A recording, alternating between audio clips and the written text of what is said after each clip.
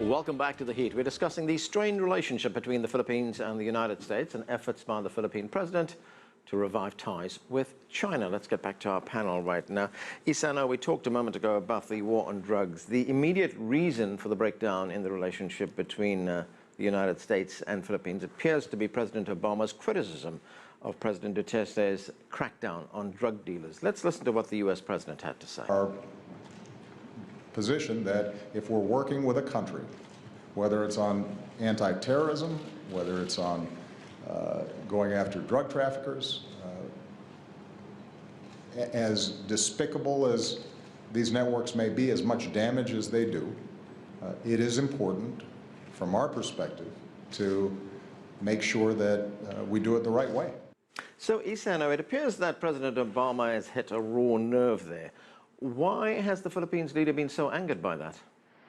Well, I think Mr. Duterte perhaps has not been quite used to be talking down to in the sense that he has been a local mayor for years, and when he was mayor of Davao, he essentially had a free hand in terms of running the city, and it was sort of a well-known phenomenon that similar deployment of, for example, death squads or calling upon the citizens to execute those drug traffickers, to take laws into their hands and so on. These sort of actions were sort of free-flowing, and nobody was essentially talking down to him, not then the president of the Philippines. And now that Mr. Duterte himself is elected the president of the Philippines, I think he's not very used to being talked down to by, for example, even the president of the United States. And the immediate knee-jerk sort of reaction is, of course, to talk back. And I think, as I said, he knew that the Americans could actually tolerate quite a large sort of a latitude of, for example, being insulted and so on. So he is going on with his insulting, but as a previous speaker also said, there is at some point some limit to it. Yeah. Right, and Surab, that rhetoric escalated very quickly into a slanging match. Let's listen to what President Duterte had to say. So I do not expect the human rights, I do not expect Obama, I do not expect the EU to understand me. Do not understand me. And if you think it is high time for you guys to withdraw your assistance, go ahead. We will not beg for it. So he's saying that we don't care about the assistance you're giving us. If you don't want to give it to us any longer, that's fine. Now, as Richard pointed out, we don't know whether that's just bluster or whether he means that. But what do you make of it? Here's an interesting facet, which I think not many people touch upon, but I think is a very important one. Asia is seeing a new and different breed of leaders who have come out who are not from the existing elite or from the metropolitan centers. We've seen that in Jokowi in Indonesia. We've seen that in Rajapaksa in Sri Lanka. We're seeing that with Duterte in Philippines, and to some extent even Modi in India, though the US has good relations out there. And the U.S. has been... We're seeing that in the U.S. as well, aren't we? Well, exactly, we are. And the point is the U.S. has been happy to talk about democracy and has promoted democracy, but has preferred to work through oligarchs in those countries. Now, Duterte comes in with a very rough and ready view of how he wants to tackle challenges which are close to his heart. And the U.S.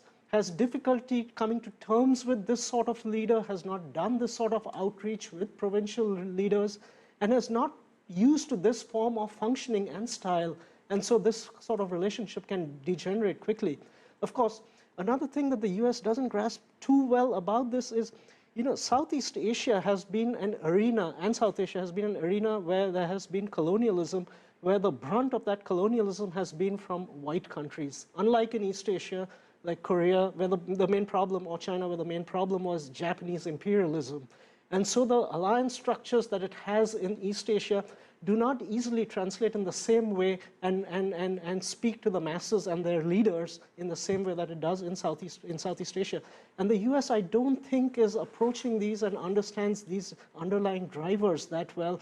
And that's why it needs to be a little cautious. Yes, President Duterte has said a lot of things he should not be saying and should be framing it a little bit more diplomatically, but the US must try to understand a little bit more about where and how these leaders are also coming from. Victor, just a few months ago, an international tribunal in The Hague ruled against China for the Philippines in that territorial dispute over the South China Sea. Now, the Philippines, which one could say won that dispute, is calling for a strengthening of relations with China. What's the significance of that change? That's all happened very quickly. Well, first of all, from the Chinese perspective, that a ruling by the arbitration court based in The Hague is illegal. And China has presented its reasoning why it is illegal and why China is not going to accept its ruling or to implement the ruling, etc. And this is all on the record. And I would say that if you look around the world, there are many territorial disputes between different pairs of countries, and between China and the Philippines, indeed, there is territorial dispute. But the better way to resolve the territorial dispute, including between China and the Philippines, is to conduct diplomacy and negotiation and talk it over and try to reach an amicable solution for the two countries. And I think for President Duterte and the Philippines under his leadership, this is exactly what's the better way between China and the Philippines to engage in diplomacy, to engage in peaceful dialogue.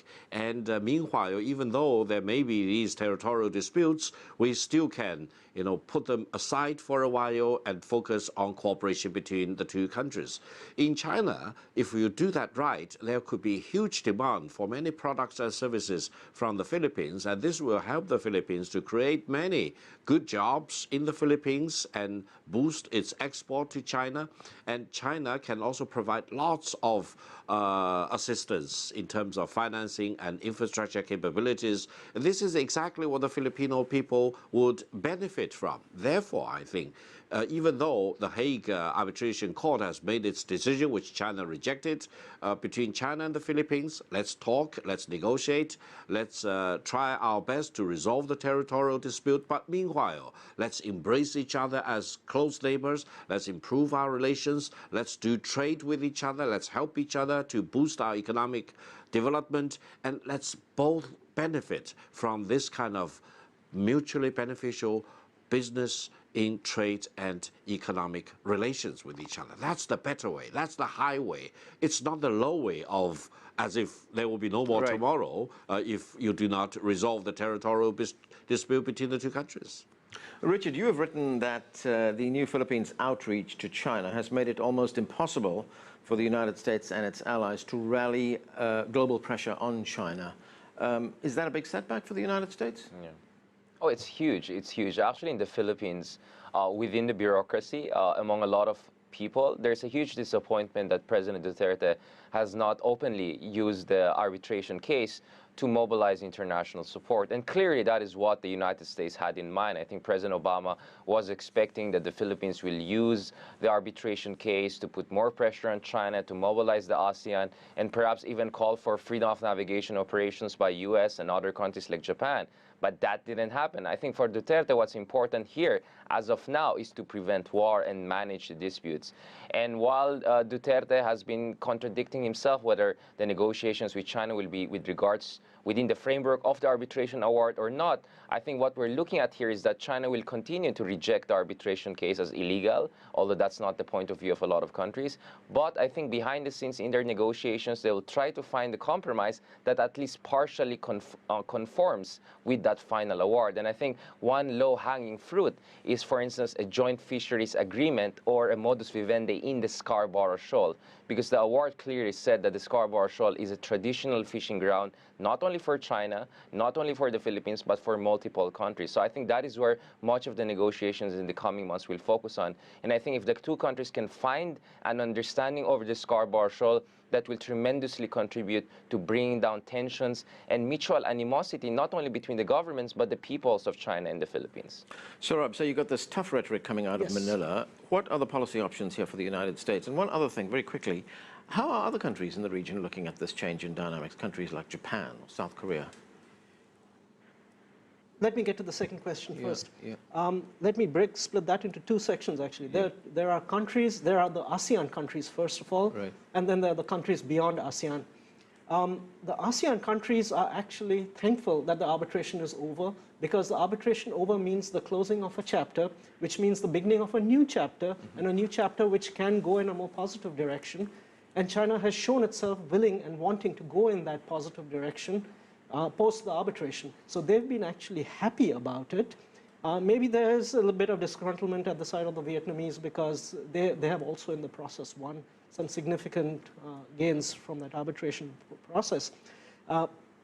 But the fact is that they made very serious progress, or good progress, I would say, at the ASEAN level summits, the ASEAN Foreign Ministers Ministerial in July, and even subsequently. Right. So the ASEAN countries are generally, I would say, are happy with the way things have turned out subsequently.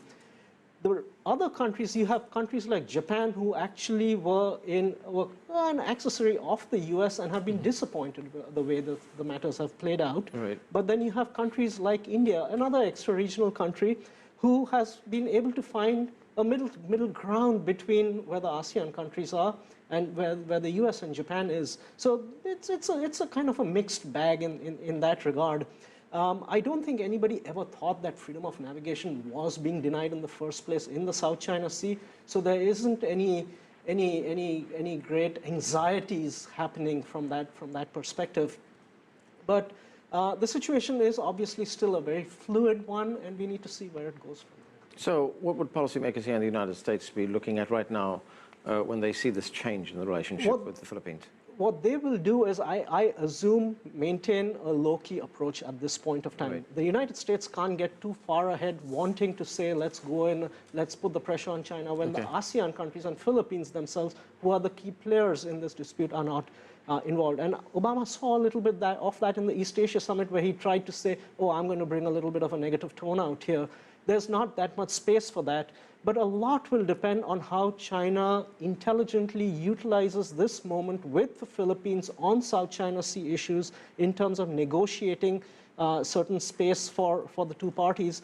Because so long as the Philippines can be fairly satiated or satisfied in its dealings with China, it doesn't open that much space for the United States or Japan, Australia to intervene in that dispute. So they will not get ahead of the Philippines on this issue. Okay, and we have to leave it there. Thanks to all of you for joining us.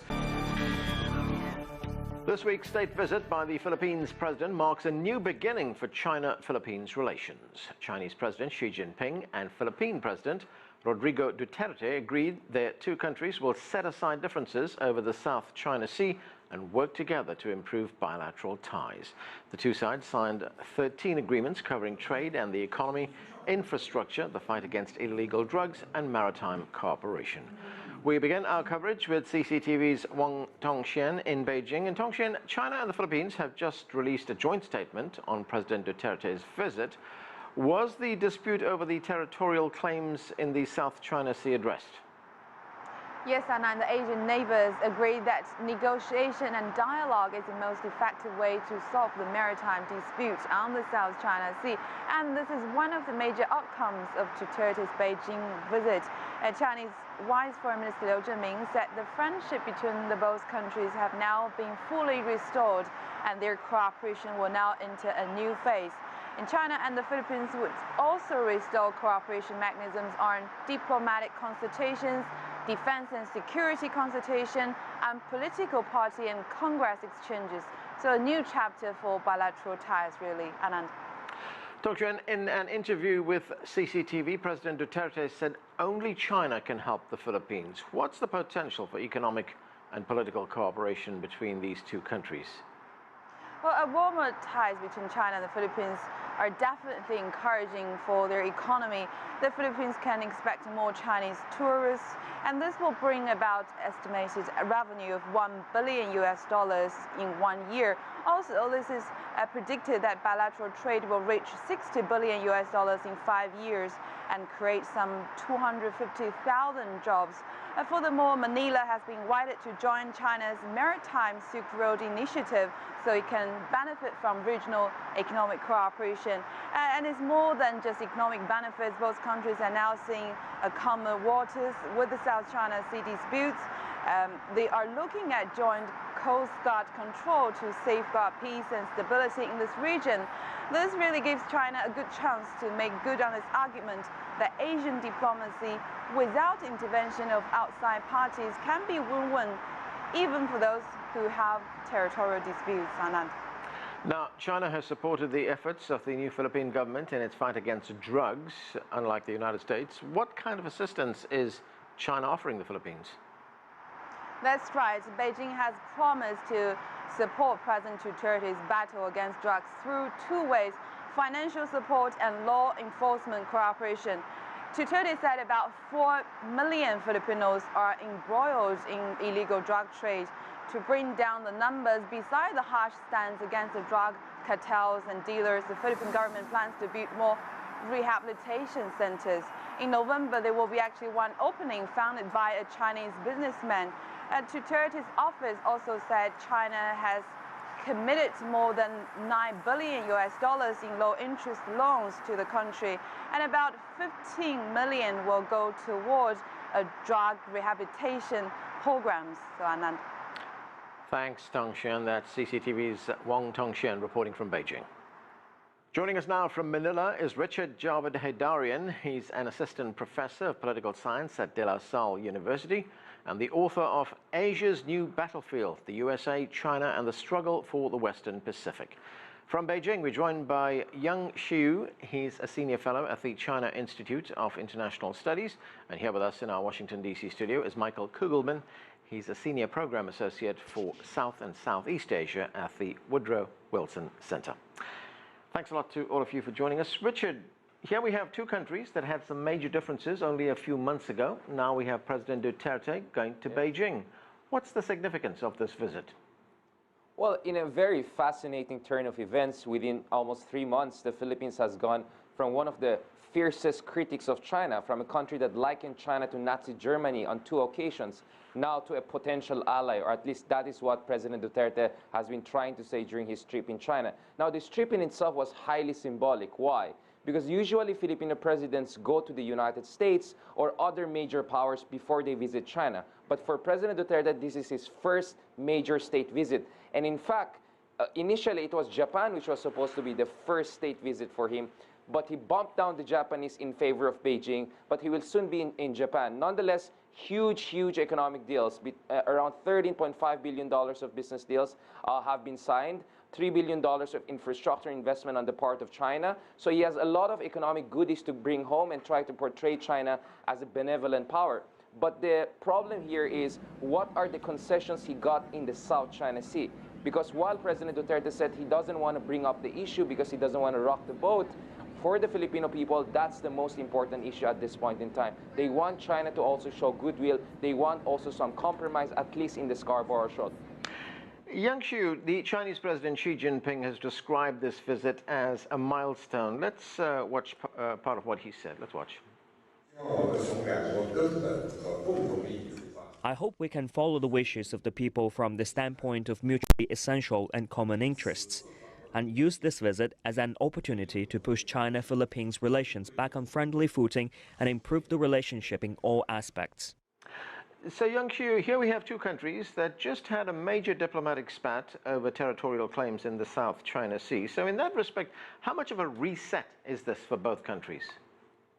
Well, this visit by Filipino president will open a new chapter by the bilateral relation between China and the Philippines because of 2 reasons. On one hand, the 2 sides have determined to conduct a wide range of comprehensive cooperations.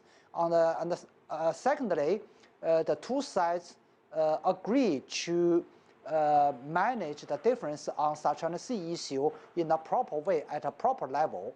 At least both sides agree the disputes or differences on South China Sea is a tail, the bilateral relation as a dog. The dog should strike the tail rather than the tail strike the dog. That was the situation Duterte's predecessor made. So the two sides have determined to change the situation into the positive direction. Michael, the Philippines has been a long-standing ally of the United States. They have very close diplomatic ties, historical ties, as well as military ties as well. President Duterte's visit has been described as a rebalancing of Philippines diplomacy towards China. So what is the significance for U.S. strategic and political interests in the region? Well, it's absolutely huge because the Philippines is not just a friend of the United States. It's a critical alliance partner and ally for so many years, a country that's been in a position to help project U.S. interests across the Asia-Pacific, this being a region where the U.S. has in many ways been very absent for all this talk about the U.S. rebalancing to Asia. It keeps getting distracted by things in the Middle East and elsewhere. So the Philippines is really key. And what I was struck by was the reaction from the U.S. government, from the spokespersons in the State Department and the White House, where they seemed utterly shocked about what Duterte had said about separation from the U.S. and so forth. You know, you didn't have these U.S. government spokespersons come out there and say, well, we're going to work through this and we still value our relationship. There was just literal shock in which, you know, you essentially heard these spokespersons say, we're going to need to get clarification on this. And I think there's going to be a very key visit this weekend when a top U.S. official, Danny Russell, will be in Manila, and I think that he's going to hope to try to get that clarification then. Richard, you've written that that by declaring a strong alliance with China, President Duterte is going against the Filipino people's inclination towards the United States. So in that respect, what's motivating this move by the Philippines president? Well, first of all, we are only talking about statements, not specific policy. We are yet to see whether the Philippine government will really move forward with, quote-unquote, separating itself with the United States and jumping into the Chinese camp. I really doubt that's going to happen, but that's the statement he has made. Nonetheless, those kinds of statements have not sat well with a lot of Filipinos. You hear a lot of sarcastic comments by Filipinos saying that the Sultan of Sulu has now visited the Ming Dynasty, that this was not like a state visit, it was like a tributary visit. For many Filipinos, they felt the president was too deferential to a very country that is occupying Philippine-claimed territories and preventing the Philippines from enjoying sovereign rights within its own exclusive economic zone. So back at home, many people were raising their eyebrows, while in China, I noticed there was a very positive reception of the president. Now, he is going against the grain of public opinion if he really wants to move closer to China at the expense of U.S. There was a survey that came out just 2 days ago that showed the United States enjoys a positive 66 net approval rating. That means super majority of Filipinos still like the United States. This is one of the highest rates in the world. China has a negative 33 net approval rating, which means majority of Filipinos have a negative view of China. So he's not actually in sync with the public opinion, and that will put a lot of restrictions on how actually he can move forward with translating his rhetoric of separation into actual policy. Not to mention, his own cabinet members have tried to downplay his statement and to say that this is usual Duterte bravado.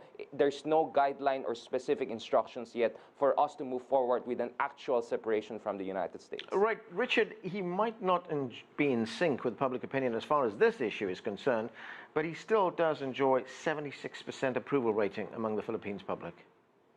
Yes, he is still in his honeymoon rates, so he's enjoying what I call honeymoon discount rates. He's popular. That is why he's still getting away with this kind of controversial statements, which has raised eyebrows among people. But the Philippine military and the security establishment will watch him very carefully. And for them, their relationship with the United States is extremely important. The U.S. has been a source of full spectrum assistance to the Philippine military, logistics, finance, training, among other things. So I think President Duterte will carefully consider the reaction of the Philippine political and security establishment when he really wants to translate his statements to actual policy. Nonetheless, I won't be surprised if President Duterte slightly downgrades security relationship with the U.S. by canceling any joint military exercises in the South China Sea and not to give American more access in Subic, Clark, and other major bases facing South China Sea as a form of concessions to China, and in exchange ask the Chinese to give him some concessions in the Scarborough Shoal and other contested areas in the South China Sea. So some slight downgrading in relations with the U.S.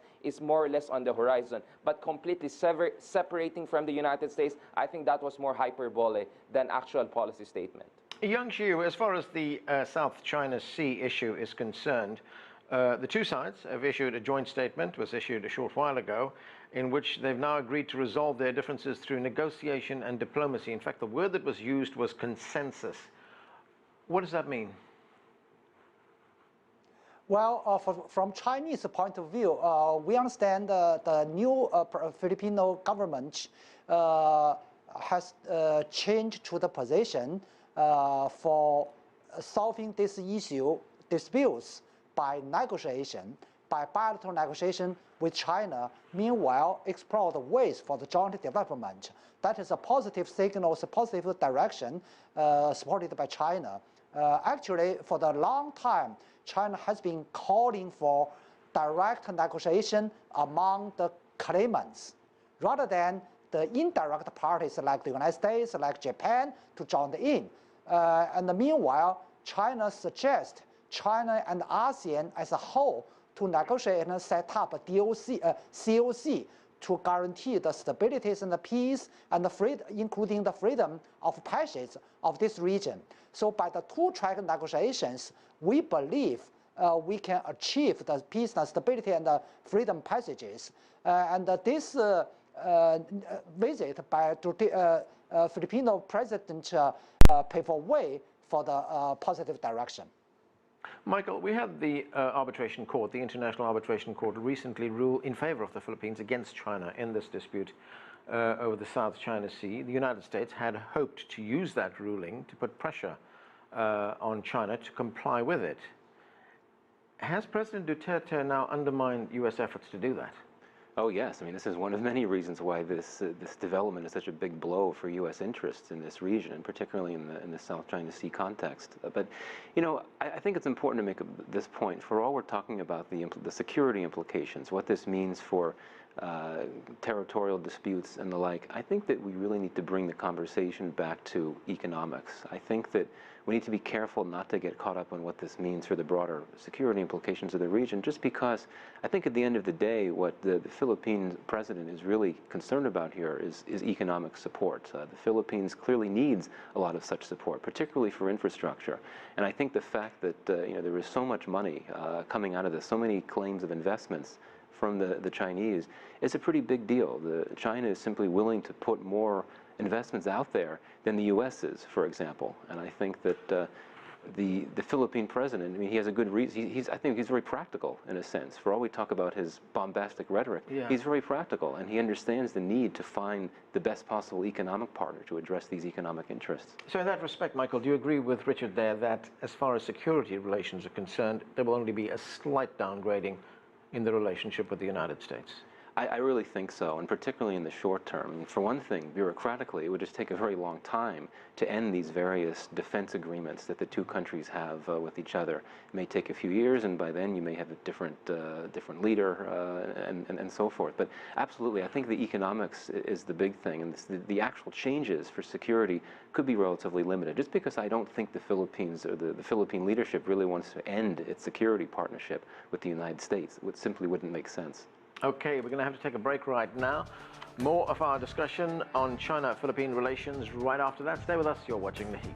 Let's move to some news coming out of Asia. The Philippine President Rodrigo Duterte arriving in Tokyo yesterday. This is for a 3-day visit. That's right. It's on the front page of the Wall Street Journal Asia. You can see the president there. Duterte looks to reassure a very skeptical Japan. Now, his visit to Japan comes after he visited China last week, and you can read about that more in the Japan Times, which focuses on the fact that he really cozied up to leaders in Beijing and said that he was separating from the U.S. Now, he's since softened those comments, but in recent months, he's really been upping the tone against the United States, going so far as to insult the President Barack Obama. You might remember that from September. Yeah. Now, the Japan Times says that Japan is very concerned about this pivot towards China, this pivot away from the United States, because, of course, the United States is a very important ally of Japan's, and so it's very concerned. And this meeting that's going to take place, the meetings that are going to take place over the next 3 days, a lot of it is probably going to be about wondering just what the Philippines are going to do about the United States.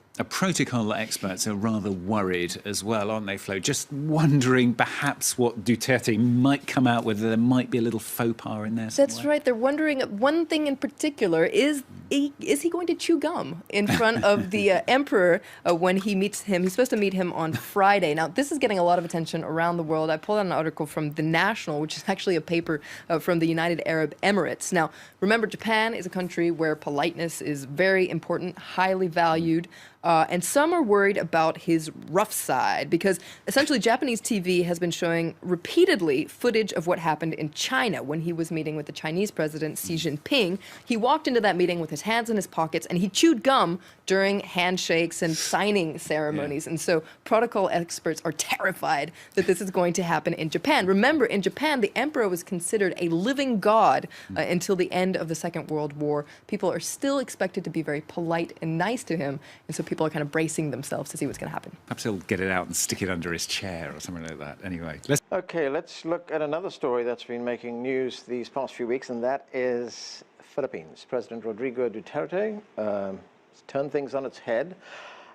He's been to China. He's paid a visit to China, and he says he wants to disentangle his country's very strong, very long links with the United States. Is this, Wang Guan, a major diplomatic victory for China? Well, I think that was quite unexpected in the first place, that the Philippines had a new president right after a relatively unfavorable ruling against China by The Hague with regard to South China Sea. And then we have this Filipino president who went very vocal about voicing his concerns against the established military alignment between U.S. and the Philippines, which was also to the thrill and excitement of the Chinese leadership. And then later, Chinese diplomatic community certainly seized on this opportunity and engaged President Duterte and invited him to China. And then there we saw the visit, which was quite successful. And, from what I heard from back home, most Chinese are, they fell into two camps.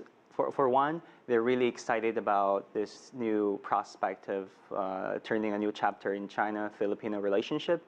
But on the other hand, some people are quite, cautious about it.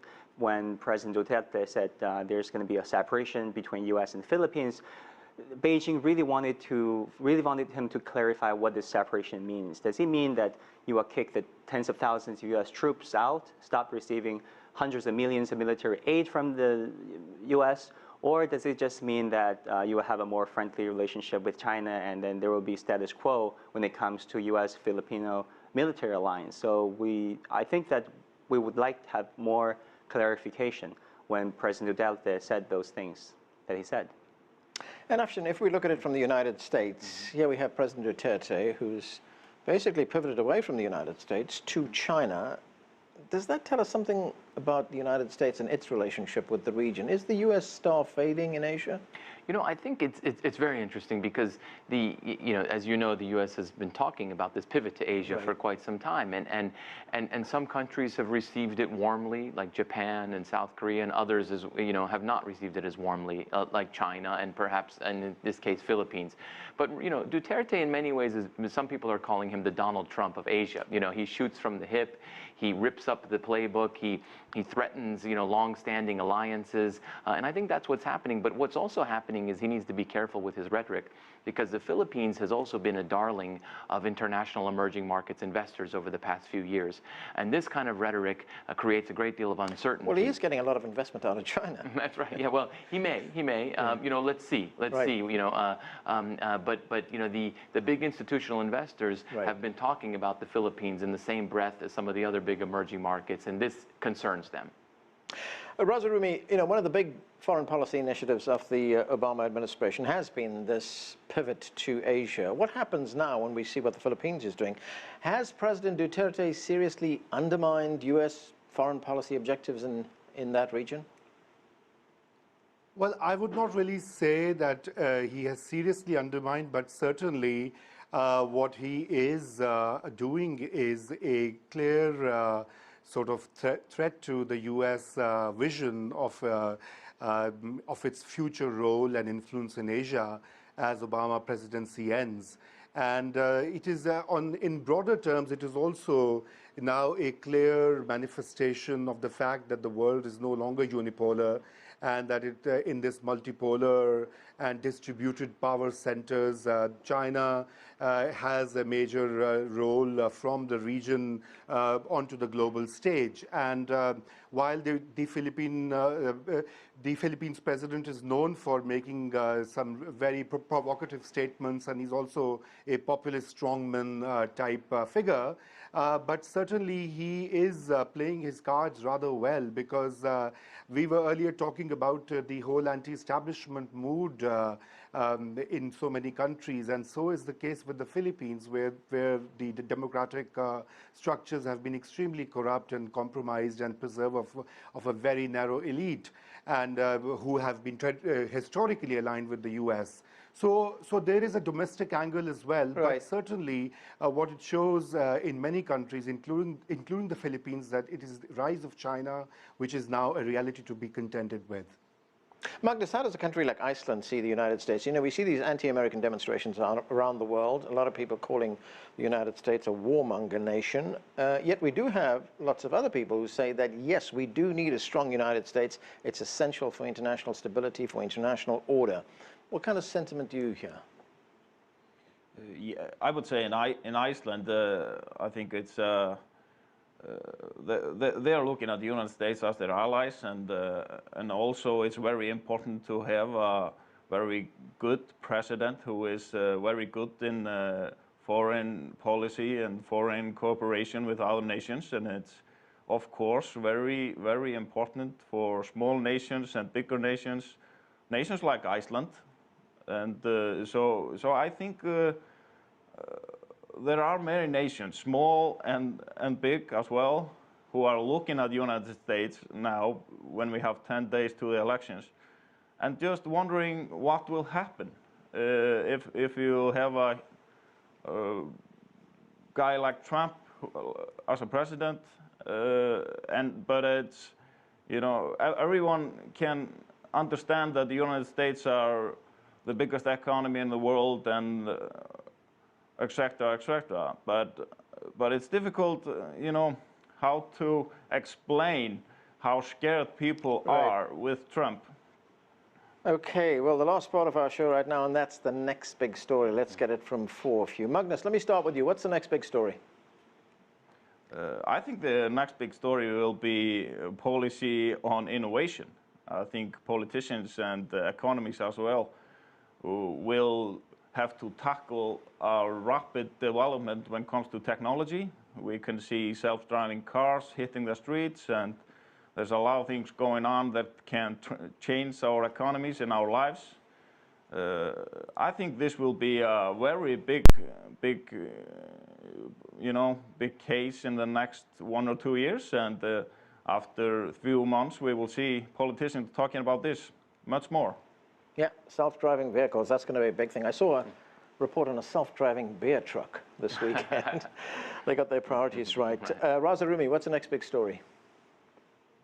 Oh, well, I think there are many stories, but I would say if on the world's politics and the larger sort of global scene, I think Russia, and if after the US election is over, I mean, I think that's the next brewing tension that we have to deal with for some time. Okay, gentlemen, you guys have 20 seconds each. Wang Guan? What will China's new foreign policy be? Because we just had a new plenum with the 18th Party Congress that established Xi further as the Chinese leader, as the leader, first among equals. So we'll see how he will steer the Chinese foreign policy forward. Okay, Afshin. Middle-class anxieties driving populist candidates from the left and the right in the advanced economies, and increasingly middle-class anxieties in the emerging economies. Okay, and we're going to have to leave it there. Thanks to all of you for joining us. That's it for this edition of The Heat. I'm Anand Naidu in Washington, D.C. Thanks for being with us. Hello, welcome to China Mosaic. I'm Wang Xiaohui for China.org.cn. Outspoken Philippine President Rodrigo Duterte has stunned the international communities with his strong personality since assuming office in June.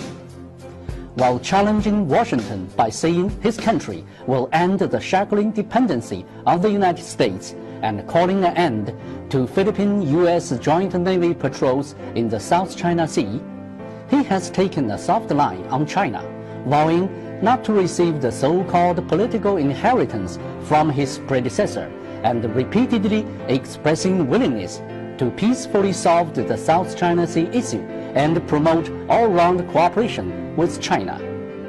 Therefore, his choice of China as the destination of his first state visit is perfectly understandable, although it is beyond many people's expectation. Originally, Japan was the first stop. However, Duterte later decided to visit China first and upgraded the official visit to a state one. In response, China accorded him the highest level of hospitality. This indicates the desire of the two sides to mend ties and restore sound relations. Duterte is being accompanied by around 250 top Philippine businessmen with the purpose of seeking cooperation with China in building infrastructure. China and the Philippines are complementary in a wide range of economic sectors such as railway, tourism, agriculture, electricity, and manufacturing. There's also vast cooperation potential in social sectors such as poverty alleviation, disaster reduction, and crackdown on drug-related crimes.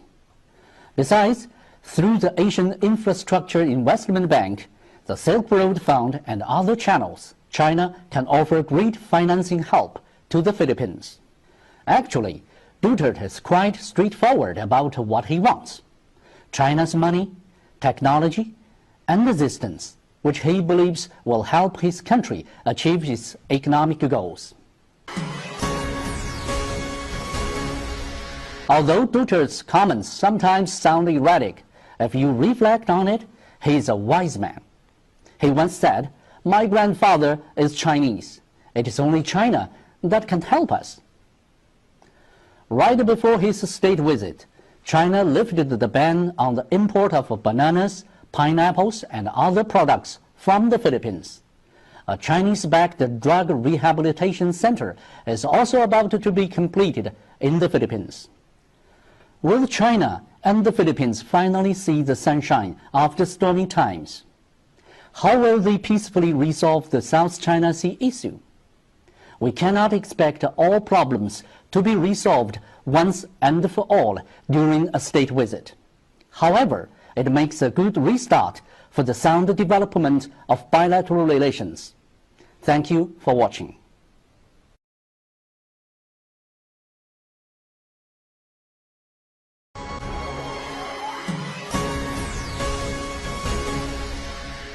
Hello, welcome to China Mosaic. I'm Wang Xiaohui for China.org.cn.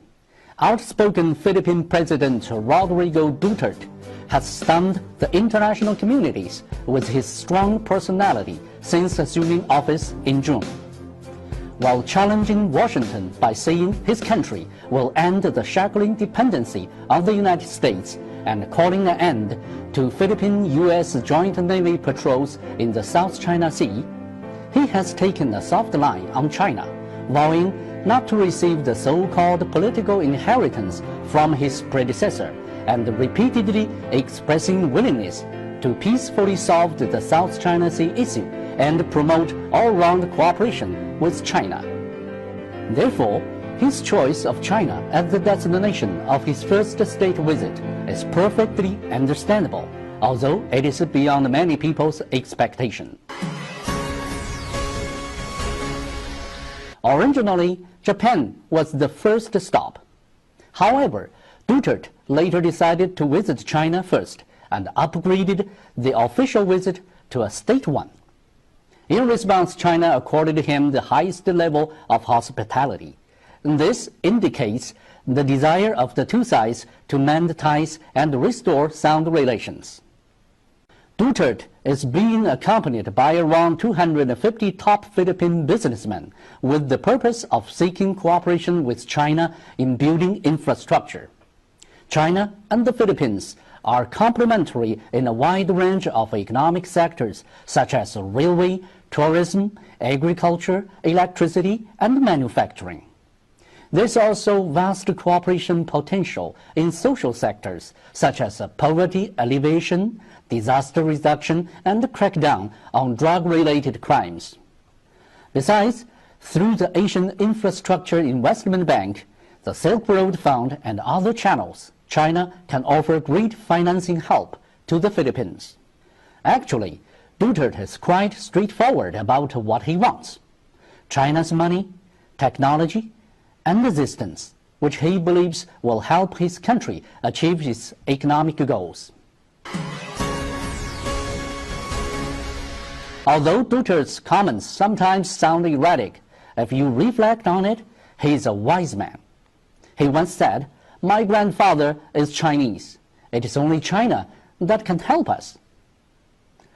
Right before his state visit, China lifted the ban on the import of bananas, pineapples, and other products from the Philippines. A Chinese-backed drug rehabilitation center is also about to be completed in the Philippines. Will China and the Philippines finally see the sunshine after stormy times? How will they peacefully resolve the South China Sea issue? We cannot expect all problems to be resolved once and for all during a state visit. However, it makes a good restart for the sound development of bilateral relations. Thank you for watching.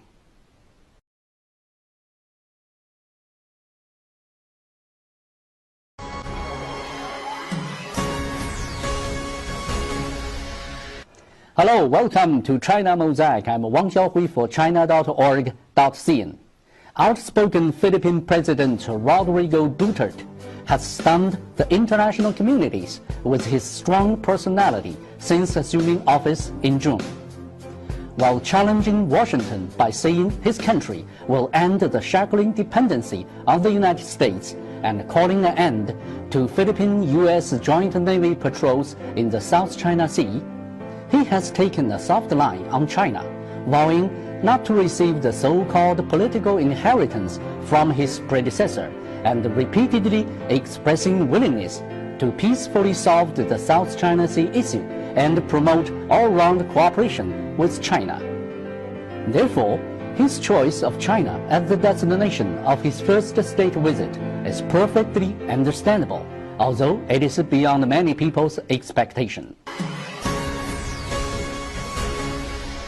Originally, Japan was the first stop. However, Duterte later decided to visit China first and upgraded the official visit to a state one.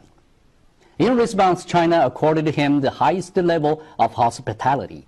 This indicates the desire of the two sides to mend ties and restore sound relations. Duterte is being accompanied by around 250 top Philippine businessmen with the purpose of seeking cooperation with China in building infrastructure. China and the Philippines are complementary in a wide range of economic sectors such as railway, tourism, agriculture, electricity, and manufacturing. There's also vast cooperation potential in social sectors such as poverty alleviation, disaster reduction, and crackdown on drug-related crimes. Besides, through the Asian Infrastructure Investment Bank, the Silk Road Fund, and other channels, China can offer great financing help to the Philippines. Actually, Duterte is quite straightforward about what he wants: China's money, technology, and assistance, which he believes will help his country achieve its economic goals. Although Duterte's comments sometimes sound erratic, if you reflect on it, he is a wise man. He once said, "My grandfather is Chinese. It is only China that can help us." Right before his state visit, China lifted the ban on the import of bananas, pineapples, and other products from the Philippines. A Chinese-backed drug rehabilitation center is also about to be completed in the Philippines. Will China and the Philippines finally see the sunshine after stormy times? How will they peacefully resolve the South China Sea issue? We cannot expect all problems to be resolved once and for all during a state visit. However, it makes a good restart for the sound development of bilateral relations. Thank you for watching.